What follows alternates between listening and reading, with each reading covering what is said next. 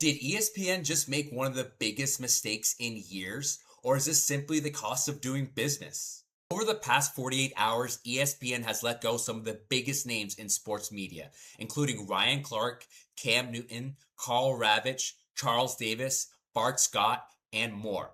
So what happened? And why are Ryan Clark and Cam Newton getting all the attention? Let's break it down.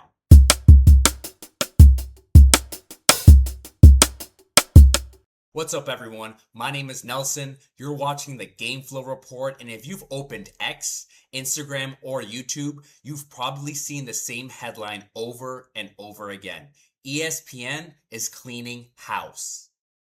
Some fans are celebrating, others think the network just lost some of its most recognizable voices. Before we get to individual personalities, let's talk about the business, because this isn't the first time ESPN has done this. Remember the last couple of years? Jeff Van Gundy, Mark Jackson, Susan Colbert, Jalen Rose, Robert Griffin III, Steve Young, Zach Lowe, Sam Ponder all got let go. And this isn't random. The biggest theory floating around right now is simple. ESPN is consolidating around fewer, much bigger stars, Stephen A. Smith and Pat McAfee. Those personalities command huge contracts. And when companies restructure, somebody usually pays the price. That's the reality of corporate media. It doesn't matter how talented you are. Executives look at budgets, ratings, and long-term strategies, not feelings. And that brings us to two names that everyone is talking about. Let's start with Cam Newton. I loved watching him play. League MVP, national champion, Heisman Trophy winner, one of the most entertaining quarterbacks of our generation, his personality has always been bigger than life. Whether you loved his hats or questioned his fashion choices, you paid attention. That's exactly why ESPN brought him onto First Take.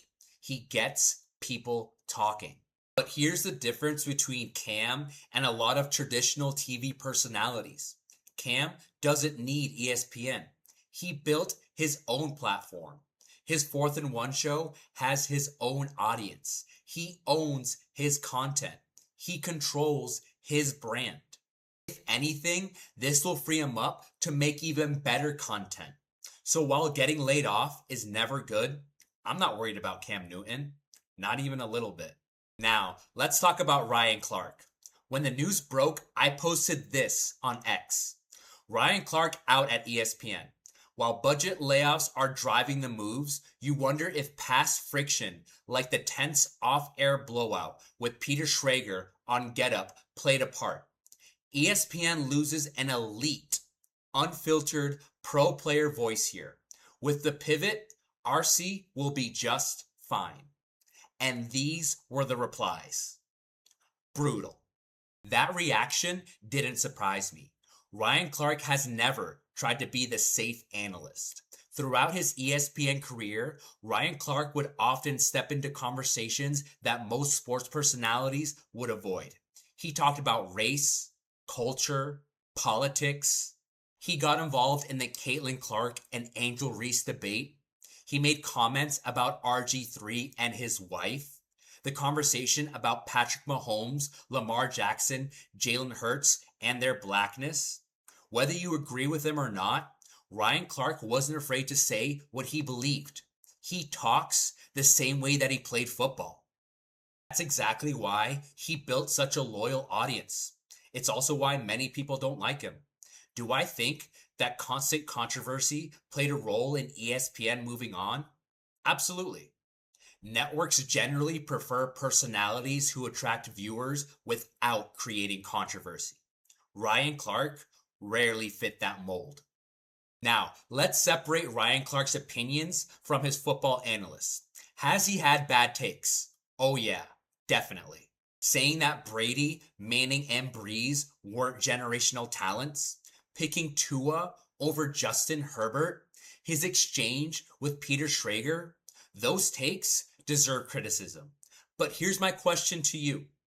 Which major sports analyst hasn't had a bad take? That's sports media. You're talking every single day. You're going to miss.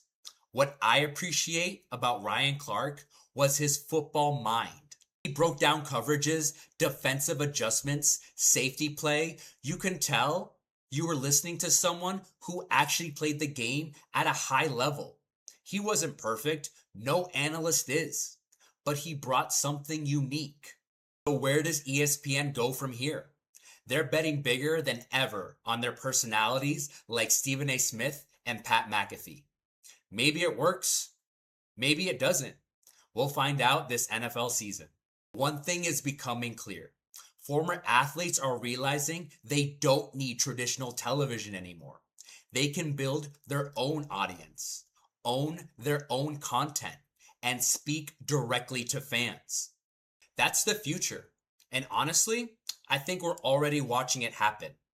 If you enjoyed today's breakdown, make sure to hit that like button, subscribe to the GameFlow Report, and follow me over on X as NFL training camps get underway.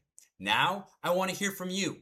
Did ESPN make the right decision, or did they let some of the best voices in sports walk out the door? Drop your thoughts down below. My name is Nelson. That's the flow. That's the show. And I'll see you on the next episode.